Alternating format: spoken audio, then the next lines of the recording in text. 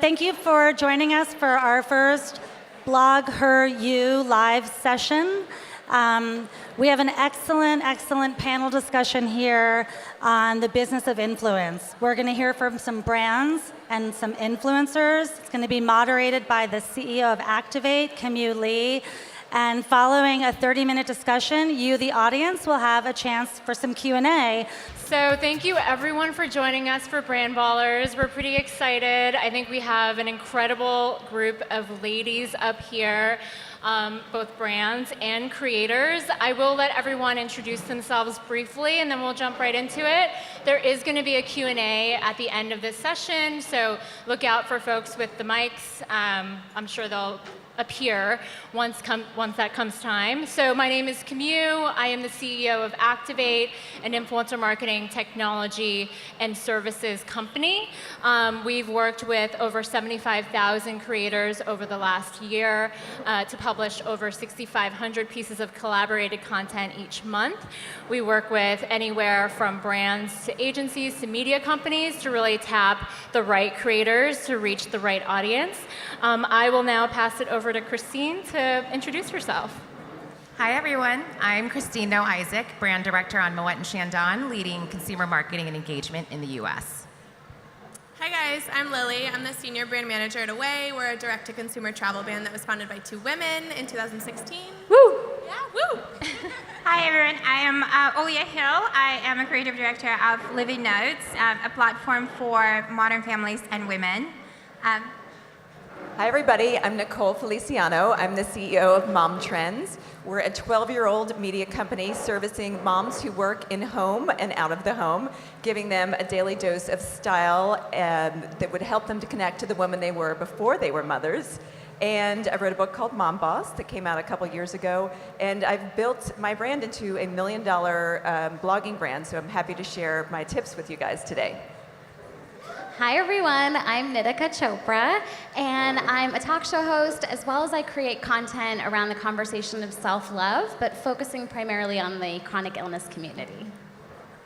Awesome. Well, thank you. I think, just to get started, I have a couple of questions for Lily and Christine. Certainly questions that come up again and again whenever we're working with creators. What, from a brand perspective, what do you look for when you're thinking about working and partnering with a new creator in your roster? Yeah, I can kick it off. So for us at Away, a huge part of what we look for is a storytelling element. And so when we're thinking about our marketing or our partnerships with influencers, it's a lot about, are we able to share a new perspective or a new storyline with these partners, and how can we collaborate with them past product? So we're not just selling luggage, we're trying to make the entire experience of travel a lot more seamless, and in doing that we're able to build a lot more full circle partnerships with our influencers, as well as any of the stuff that we do online or offline. So the three things for Moet & Chandon is, first and foremost, does their ethos align with our brand's ethos? Secondarily, are they a fan of our brand? So I think that these days things are very oversaturated. Everyone works with influencers. Influencers work with a lot of brands. And so I want to make sure that our influencers are true advocates and actually use and love our brand. And the third thing is that, is their actual channel, are they oversaturated with other brands? I think that for us, we really aim to have long-term relationships and exclusive relationships with our influencers.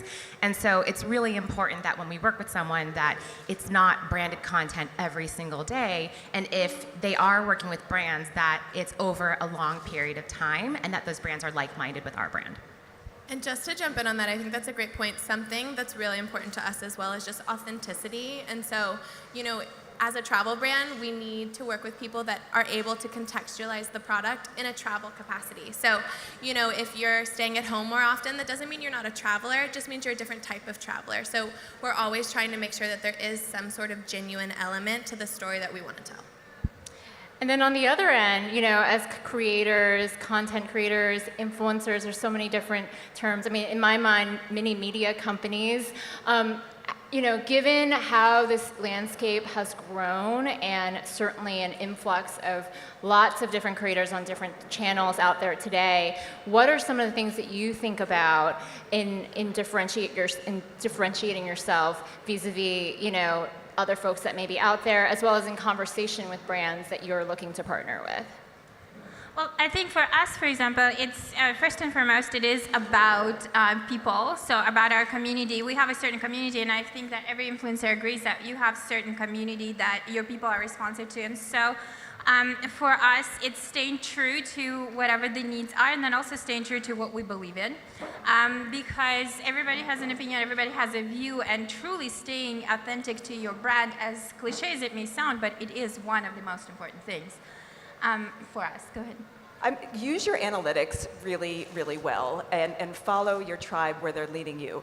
I love conferences where I go away with like some little meaty tidbit, and every month I go in and I look and I see what were our top trending articles, and just do more of that. And that has helped create our community. That's why we've been around for 12 years. Because I find what people are actually reading, actually commenting on, and just do more of that. And then the hard thing about staying true is letting go of the things that I'm interested in.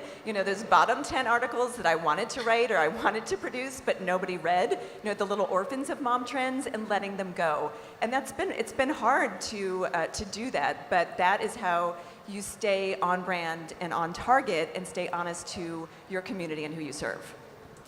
Yeah, I think for me, it's just been a conversation around getting to know myself more so that I understand how to serve my community. Because as much as I can look around and think that there are millions of people doing exactly what I'm doing, there's lots of women with psoriasis, or there are lots of people talking about self-love, or whatever it might be, there's no one doing it as me. So whatever my story is and bringing that to the table, I feel like, and also being honest about the stuff that isn't working, like you were saying, like getting really, really honest about that and engaging with your community. Now, especially with Instagram stories, you can ask them literally on your story, do you want me to talk about this? Do you not want me to talk about this? Would you love me to talk to a brand like this or not? And it's been so exciting to be a part of that. Really, using Instagram polls is fascinating. I found out 57% of my readers can drive stick shift by taking a poll. It's amazing. Love it. It's amazing. On the topic of Instagram, obviously recently IGTV launched, and we've seen some brands take advantage of that as a channel. I've certainly seen a lot of creators take advantage of it as a channel as well. I mean, what have you seen, and are you already doing collaborations, meaning brand influencer collaborations in that vein? Do you see that happening? Would love to kind of hear more about that. For us, we haven't, brands are hesitant, but we love doing it because it allows to tell the story more and actually do it from your phone rather than flipping it. We do a lot of YouTube content as well, so I feel like this Instagram IGTV allows people to really have it all in one place. And easier, they don't have to switch between and to and from. We've got actually a lot more exposure to our YouTube when we started incorporating IGTV, because people see what we have to produce and then they go and see what else they can see out there. And I find it's a great place to give brands that extra love. We were talking about longer-term relationships with brands, and because it's not something that people are actively coming to me with campaigns for, I've used Instagram TV so far to help brands that I've already established relationships continue working with them. So it's kind of a check-in. I've been using aligners to straighten my teeth, and I did a check-in. Okay, I'm now several months into it. And that I found it's a great place, especially unproven social media. It's a great place to experiment and give a little bit of extra love to the brands that you already have relationships with. Cool. So something that I think there's been more and more conversation, certainly in conversations with brands, but also, I'm hearing you touch upon it from the influencer perspective as well, this concept of really, I don't even know the best term for this, but in my mind, a more three-dimensional creator, right? Like, how do we continue to work with, especially around the topic of saturation, right? like how do we continue to work with folks that may be a little bit outside of your typical lane when you think of a typical influencer? And when I look at some of your bios, right? I mean, Nitika, you're also a life coach. Alia, also a dancer, ballerina on the side. So, of course, Nicole, you're running essentially a media company as well. So, how do you think about painting that picture as a three-dimensional partner for brands? And then from the brand perspective, like, where are you kind of experimenting beyond your standard, fashion vlogger or beauty YouTuber? Yeah, I mean, I can start. For me, I feel like what I'm hearing in that question also is like there's so much to choose from. Like there's so many different ways that we can create, which can sometimes feel overwhelming. So I've found really being honest about what my favorite ways to create are has been so incredibly valuable. So that way when I go to a brand, I can say, no, I'm not in love with this platform. I'm not the most engaged on this platform, but I kill it on this one. And I love, engaging with my audience on this one. And that makes such a huge difference for me. So I think that's probably the biggest thing, like really understanding where I love to create and then bringing that to the brands. But knowing yourself in that way has been really helpful. Yeah, for me too. I mean, my background is, like I said before, is that the creative process and creation of the content for me, it's the new stage. It's the choreography, if you will, just in a different way. So for me, it's a process of creation, and definitely too, I think the way that it differentiates us in the space that's saturated, because when you have something besides just blogging, and you find and you channel into that niche that is more than you just putting a picture on Instagram or just putting a video on YouTube. Your content becomes more rich. It becomes more complete. It has something there that people like. They can't necessarily point out what it is, but they see that there is something extra to it that makes it different and makes it stand out among everything else that's out there. Plus, I think also like doing something else besides blogging, it also puts a different level of professionalism if you want to take it professional. It truly is a business that has deadlines, that has a lot of work behind the scenes, and I'm sure Nicole can say add a lot to that, right? Well, I think one of the things that we've done is I let go of the fact that I can create every story for every brand. I can't. I don't talk about gaming. I don't talk about cars for the most part. I don't talk about a lot of sugary foods. There's a lot of things that are just on my no list.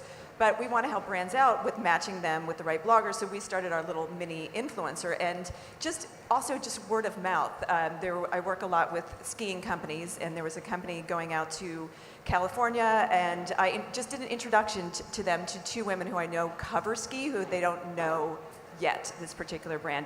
And that is just building my street cred with the brand and also with the bloggers, that these two bloggers may do a program with me down the road, or they may help promote my content, or they may just become really good friends out of it. But if you can't solve the problem, don't try and change yourself to work with the brand. Either lead them to a blogger that can help them, or redirect them in some other way, or create a little micro business that could help them. But don't try and change your community to chase the dollars. So for us, it's interesting because I started off on the agency side. I'm not going to date myself, a while back. And I remember having these arguments with my clients about not using influencers as just a channel for amplification. And I feel like, thank goodness, we've moved away from that. And now we recognize that influencers are truly creative powerhouses. So for us, what we've been doing actually is experimenting, partnering with influencers and using them as spokespeople. So instead of like your traditional celebrity, right? One great example is we worked with Cleo Wade, who is brilliant, a wonderful poet who has a significant following on Instagram to be the spokesperson of our Valentine's Day campaign this year. And so she was out there speaking on behalf of the brand. She was not just, amplifying our campaign, but was really representing the brand. We did the same during the Golden Globes. We partnered with actress and influencer Jamie Chung to curate the official cocktail of the Golden Globes, and she also served as an influencer as well. So we weren't just using her for her social following, but we were also leveraging her for press purposes as well. Yeah, that's really interesting. Something that we recently did, Away just launched in Europe in the spring, and so on that topic, we really are focusing on authenticity and relationship building versus just transactional work with our influencers. And so when we launched in Europe, we listened to our consumers. We found the 5 cities that people were really asking about the brand in. It was Paris, London, Berlin, Copenhagen, and Milan. What we did then is we found a really impactful style leader in those respective cities to help bring the brand to life in a way that we couldn't do by ourselves. So by bringing in these style experts, we created custom travel uniforms for them. We had pop-ups in really cool boutiques and stores in each city. We then had a really custom launch event with them in their specific city where we could engage with their network, but also our local customers on the ground to give them a place to touch and see the product. And so in doing that, we, instead of thinking about, oh, let's give this product to everyone in Paris or everyone in London, we were able to really capitalize on a leading voice and a spokesperson in the same way to really give more genuine background to why we were picking these cities and why we were making these products. It's definitely incredible to hear about how brands are channeling certainly the creativity of the influencers into many other elements of your marketing channels, essentially. Whether it is part of, sometimes even part of the packaging or the design of the product with custom releases, to certainly leveraging the creators' content in other channels as well. I know we've had some conversations around, leveraging that content for email newsletters, or leveraging that content even we've seen on product pages on websites, increasing conversion there, as well as even billboards, I think. So would love to hear a little bit more from everyone about where have you seen where it really was beyond your standard sponsored post, right? Certainly that is still a very large channel of how brands and influencers collaborate, but what are some other interesting ways you've seen that content go an extra mile? I'd love to kind of have the audience be inspired by that.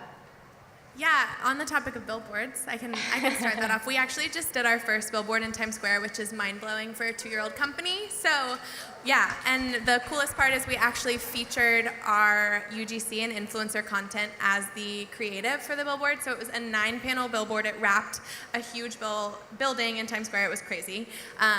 But in doing that, we were able to really see the work that we do and these stories that they're telling amplified in a way that we never imagined. I mean, we always work with email, and we work really closely with our magazine, Here Mag, which is an arm of our company. And so we're used to kind of seeing it in that way. So for us, the billboard was just mind-blowing and also so exciting for the creators because we brought them to New York. They got to experience that. For some of them, it was their first time in New York. So yeah, quite a trip. You show up, you see your face on a billboard in Times Square. But yeah, I think thinking about how we can engage with them for what they do best is really interesting to us. We also do a lot of influencer trips. As a travel brand, it just really makes sense for us. But one of my favorite ones that I actually was on with the group was we went to Sri Lanka. We have a social impact partner called Peace Direct. They support peace building in areas of conflict versus just coming in, helping, and leaving. They're really on the ground doing the work. And so we were able to take creators with us to Sri Lanka to engage with our partner. And in doing that, we could bring a photographer, a videographer, a writer, who then got to specialize in their specific type of work to create content that made sense both for the brand and for them. So it kind of amplified both of our work, their message and what they're really great at, and also the brand in this story.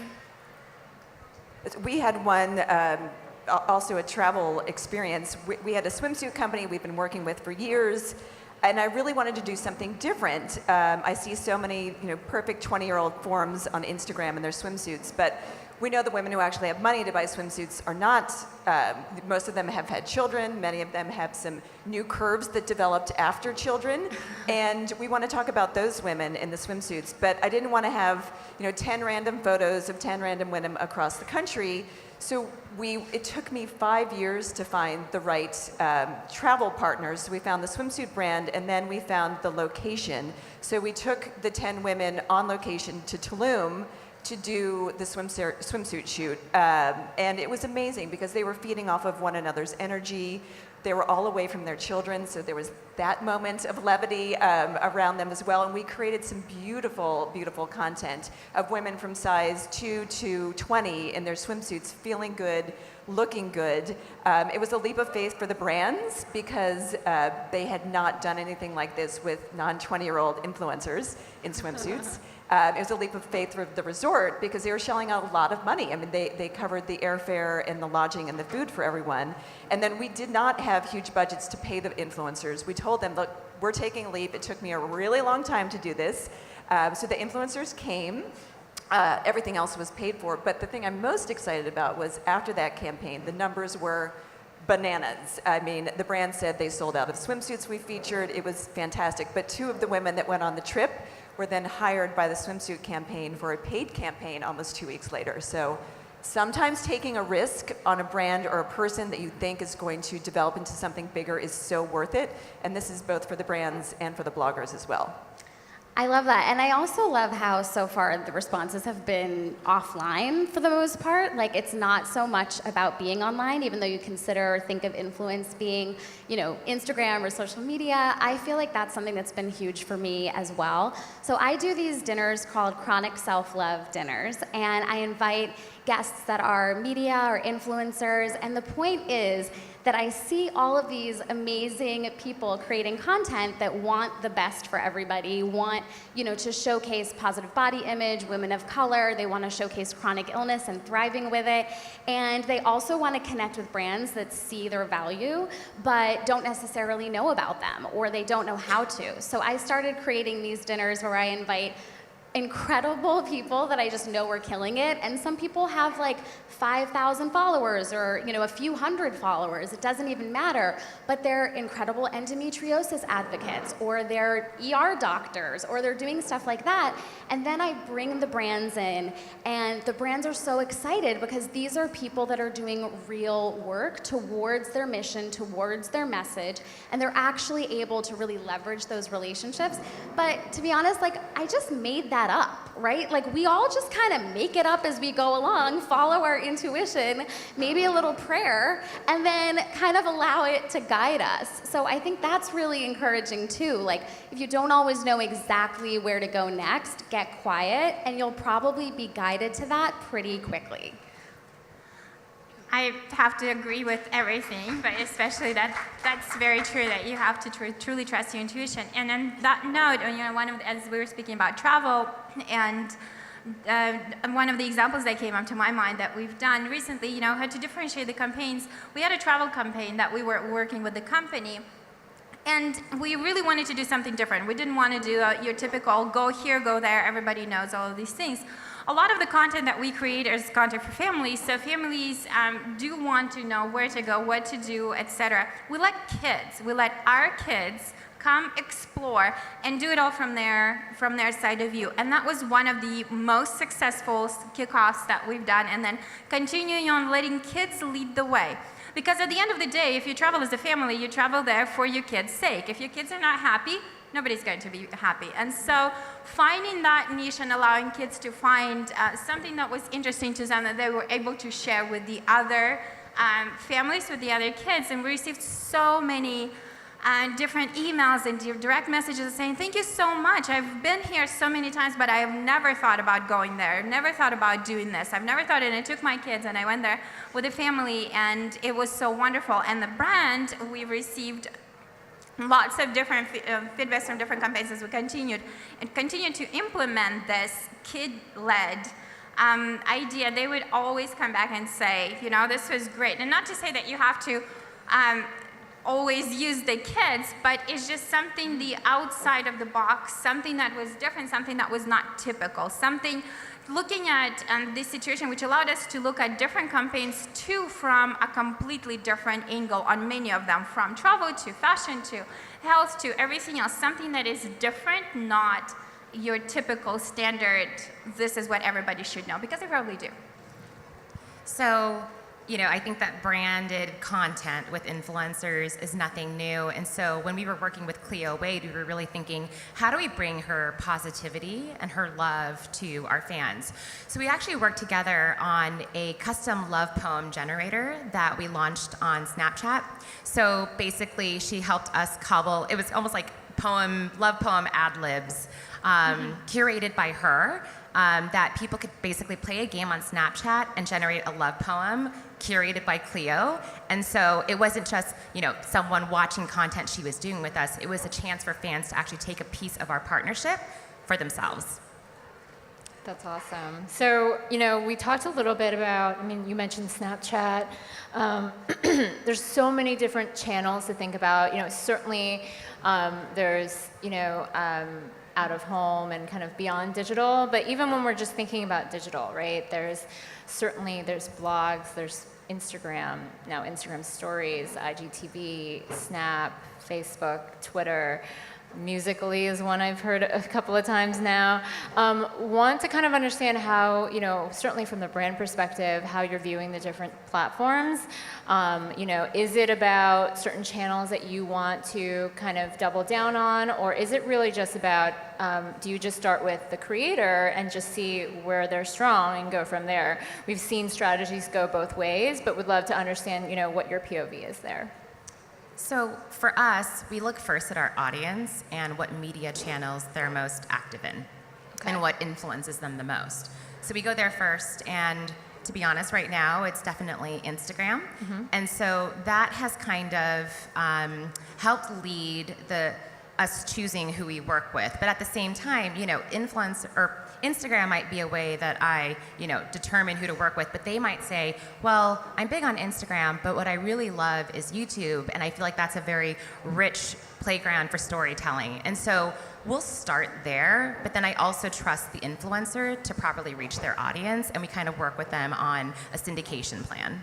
Got it. Yeah, and I think for us, in the same way that you guys start with audience first, we're really thinking about the consumer. So as a traveler, if you're looking to find a packing list, you're probably going to go to YouTube. You're not going to go to Twitter to look for a packing list. So a lot of what we try to do when we think about how to act on different platforms is to think about what the consumer is looking for, to then find the best influencers and creators to help get that message across and meet those needs of the potential customer.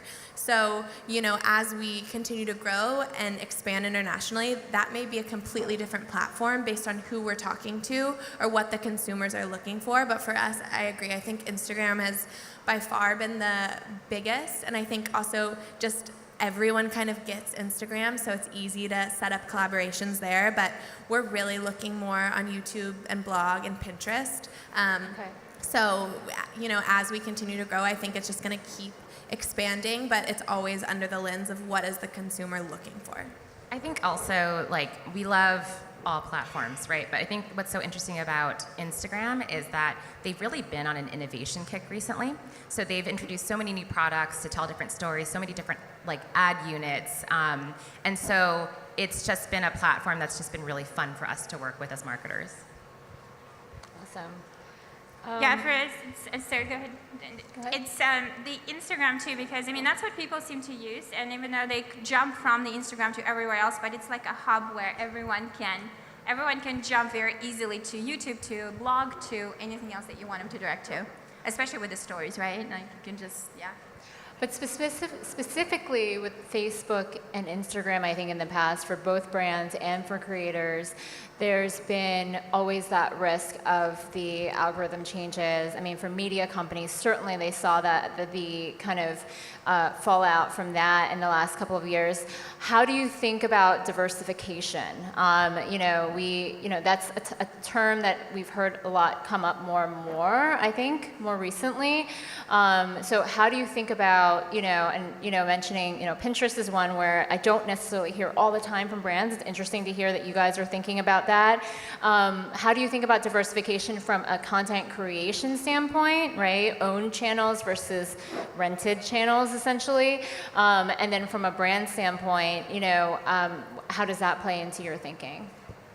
You have to take care of your home base. If you're producing a product, producing the product is what matters most. So for me, first and foremost, momtrends.com is something the Google gods can control how many people will stumble upon it, if you will, but I control what it looks like. I control how it's served up to my community. I control all of the images that they see in the format that they see it. So I feel like making sure that your home is in the best order it can be in and provides the best possible experience for your consumer is absolutely essential. And because that's the only thing that is within your hands. And then the tentacles, the things that are used to help build that platform, your Instagram, your YouTube, your Pinterest, you do serve those communities with what they want, again, in the micro-analysis of those, but you've got to have an extremely strong home base. I think also understanding who your community is and what they are when their needs are is very important. For us, we have a very wide and diverse community, so we have to produce content that is equally interesting to everyone on a regular basis, because if we keep producing content that is only targeting one audience, then we're going to lose 80% of the other ones. So we continuously produce content nonstop. And sometimes the more you grow, that means that you need to maybe hire out to produce, to hire in somebody who will add on to your content, or sometimes we put content out 2-3 times a day just to be able to feed the audience what they need to. And that what is allowing to stay on top of the algorithm. I think everybody faced it.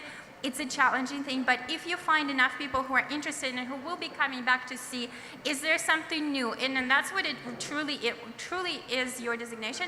People keep coming in to see if you're interested. If you can keep them coming in, then you're going to stay afloat of the algorithm. Yeah, I think the first thing I do before I create anything is I ask myself 2 questions. Is this going to serve my community, and how? I consider it, and I'm sure I'm echoing the opinions of all of you up here too, like an incredible privilege to do the work that we do. So I want to always be of service. I don't, like we talk about authenticity a lot, but I don't want it to be gratuitous. I don't want to talk about my condition or talk about other people going through hard times and saying, in a way that's about me. I want it to actually be about the other person. And I know that, you guys can all agree with that as well. I agree 1000%. Yeah.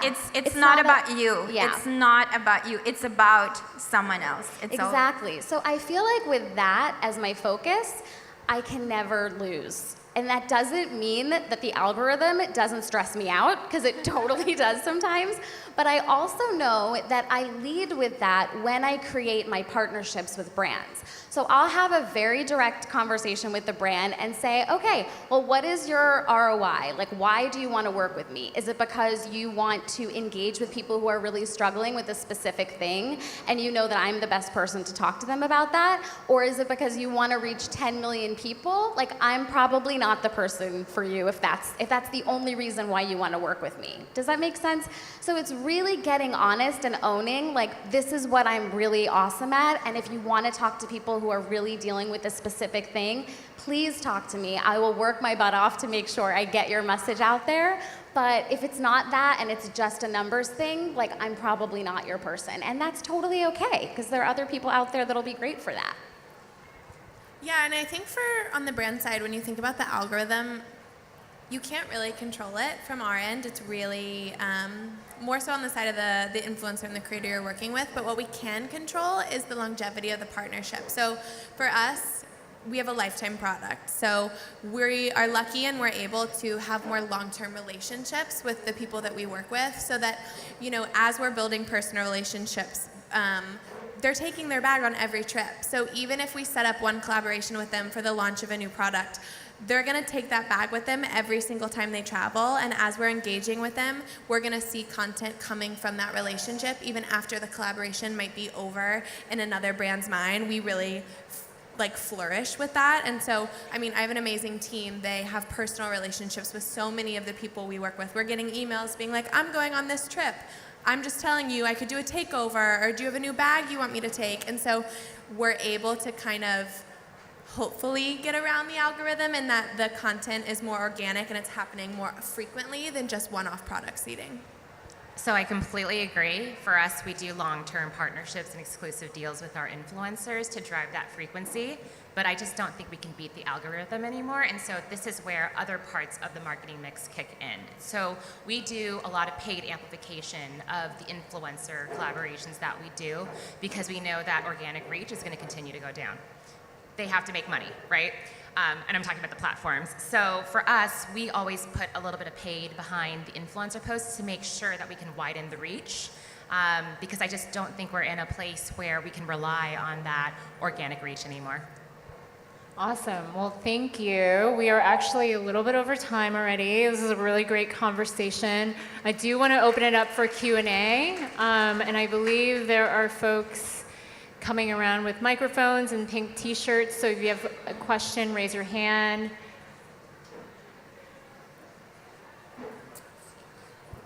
This is a shy crowd. Yeah. I have a question right in front. Hi, I have a question about how much time you spend on the platform, because I agree with what you were saying about, it's about serving your audience and creating what they want from you, and I really struggle with giving as much as I think I'm supposed to, and I'm wondering, in real life, how much is that? Like, how many hours a day, or how much time each week should you be focusing on that social media platforms specifically? Yeah, I mean, this might be different for everyone, but I honestly have very strict boundaries around draining myself and being on social media too much. So everything I talk about is always like knowing yourself enough to know when to stop, but you have to get quiet enough to kind of know. And sometimes I go over and I'm like, oh, why do I feel so stressed out and funky? Or why do I feel drained? And then I'm like, oh, because I've been on Instagram for 75 hours and I need to get off of it, or whatever. But it's really, I mean, for me, it's knowing myself enough to know that I need to, when I eat dinner or when I'm having a meal, I don't look at social media. I make sure, maybe I'll take a picture of my salad before I eat it, but then like I'll put my phone away or something like that.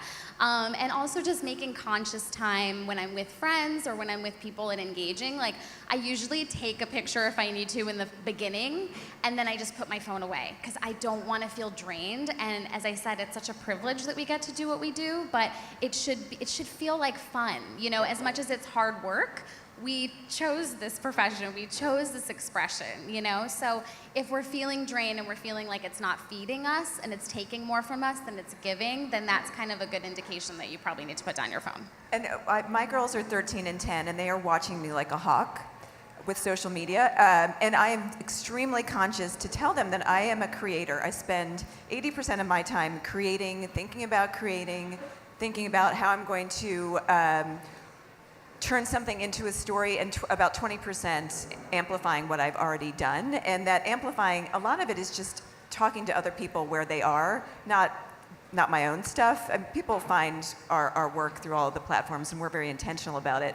But I think all in this room, we're creators and we're storytellers, and I think you've got to give your best energy to that. So I don't jump onto social media until I've created something. So until I've spent some time ideating, thinking about what's next for us, will I consume anything?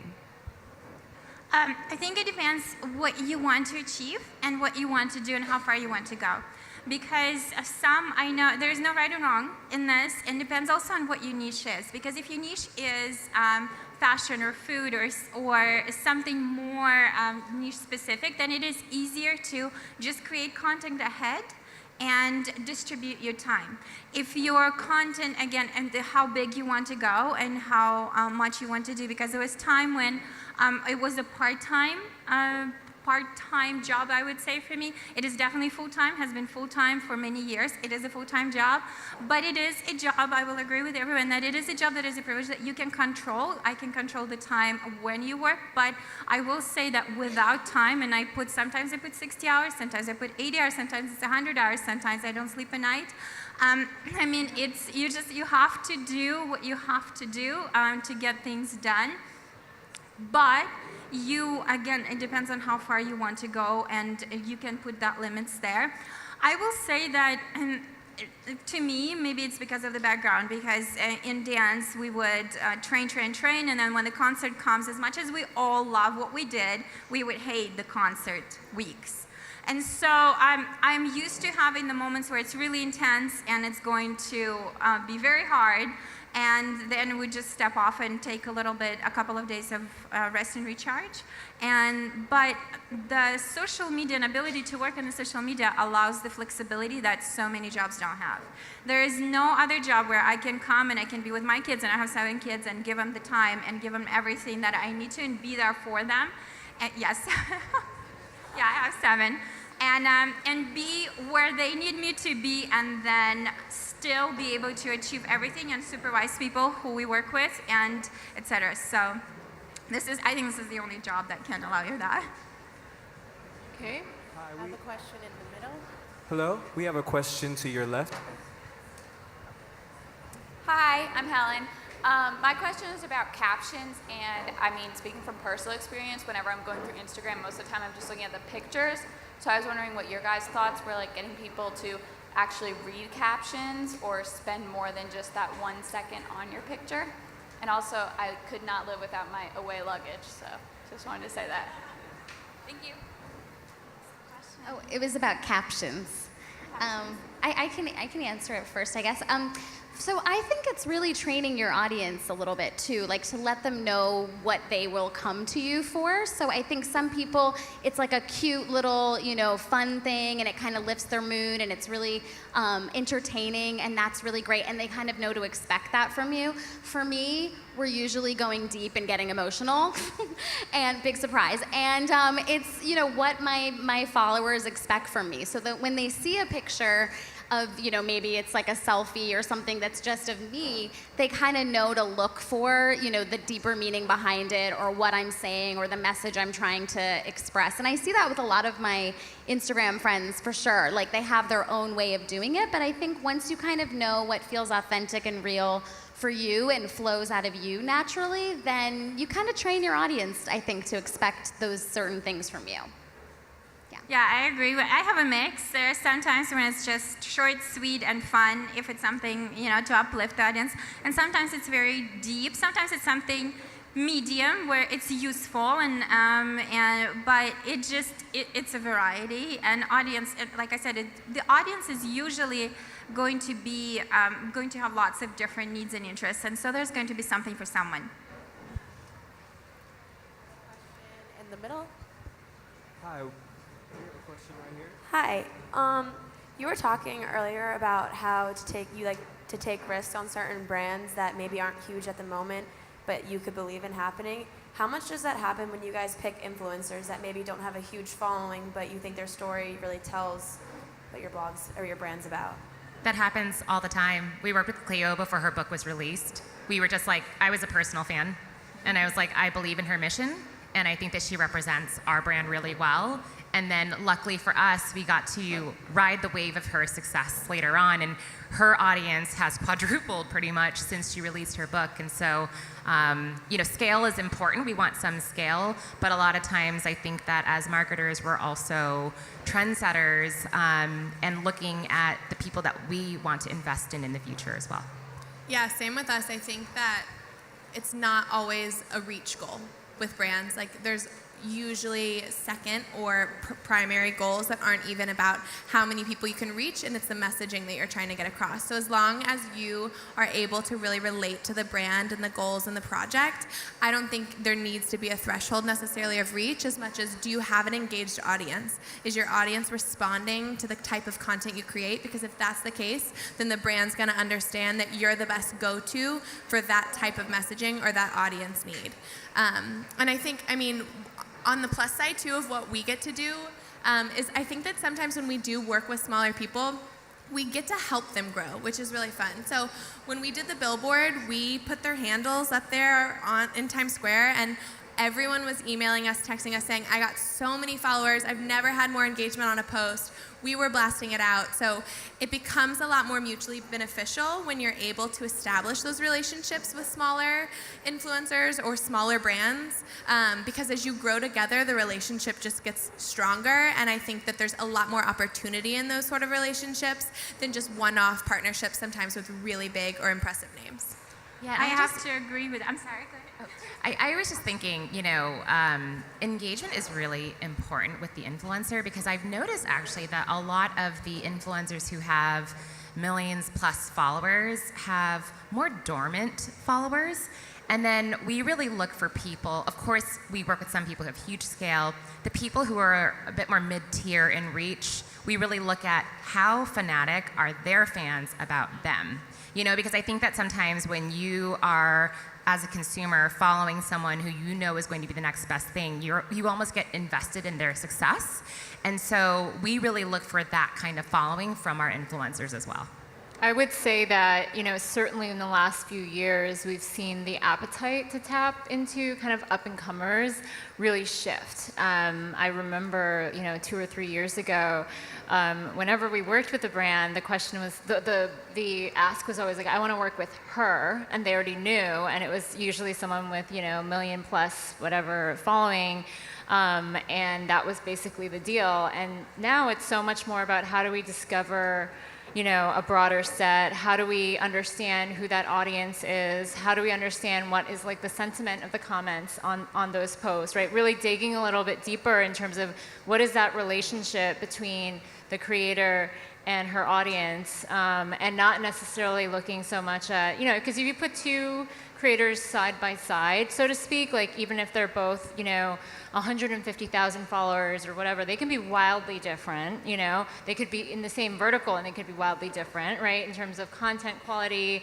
the way they speak to their audience, who that audience is, where that audience lives, where do they shop? Like all of those things are still to be kind of discovered and figured out, and how does that match well with the brand? So I do think the appetite has shifted, which is great, and I think that opens up more opportunities for folks that are up and coming and and are looking to kind of have that two-way partnership with a brand.